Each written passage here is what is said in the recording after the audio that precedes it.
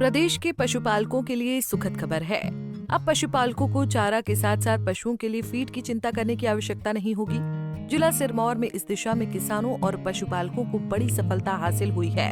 यहाँ के पशुपालक अजोला घास तैयार कर पशुओं का पालन पोषण कर रहे हैं। इससे न केवल घास को लेकर खर्च कम हुआ है, साथ ही फीड की चिंता भी कम हुई है। अजोला घास से ही पशुओं को कई तरह के पोषक तत्व मिल रहे हैं। पशुपालकों का कहना है कि अजोला घास से पशुओं के दूध में बढ़ोतरी हुई है।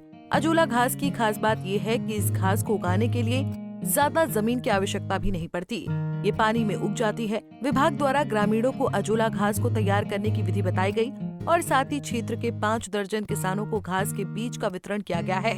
ये घास भूमिहीन लोग अपने घर की छत पर भी तैयार कर सकते हैं।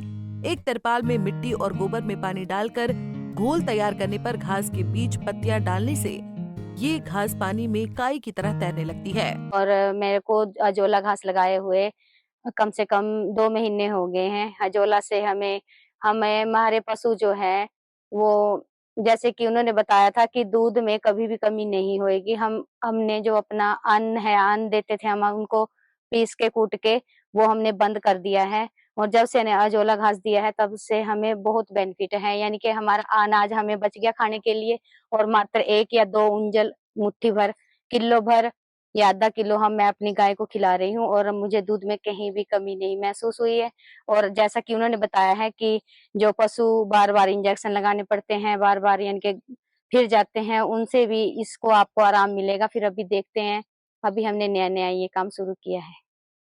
कृषि विज्ञान केंद्र धौला कुआं की पादप रोग विशेषज्ञ शिवाली धीमान ने बताया कि अजोला बेहद लाभकारी है। किसान पशु मालिक अजोला को चारे के रूप में, खेतों में खाद के रूप में, मत्स्य पालन, मुर्गी पालन के लिए भी इस्तेमाल कर सकते हैं। उन्होंने बताया कि बेहद कम लागत में किसानों को हरे चारे व खाद के रूप में मिलने वाला ये स्रोत है। इसके बारे में कृषि विज्ञान केंद्र में एक यूनिट स्थापित कर अजोला के बारे में किसानों को जानकारी देने और उन्हें जागरूक करने का काम किया जा रहा है। उन्होंने बताया कि अगर कोई किसान भाई अपने खेतों में इस यूनिट को स्थापित करना चाहे तो विशेषज्ञ उनके घर भी जाकर अजोला यूनिट स्थापित करने के लिए मदद करते हैं। जी देखिए, जैसे कि आप जानते हैं हमारे अपने केंद्र पे भी देखा होगा हमने अजोला की जो 2 इकाइयां जो हैं उनका डेमो जो है अपने फार्म पे जो है लगाया, एक फार्म पे लगाया है, एक हमने अपने केंद्र के समक्ष ही लगाया हुआ है।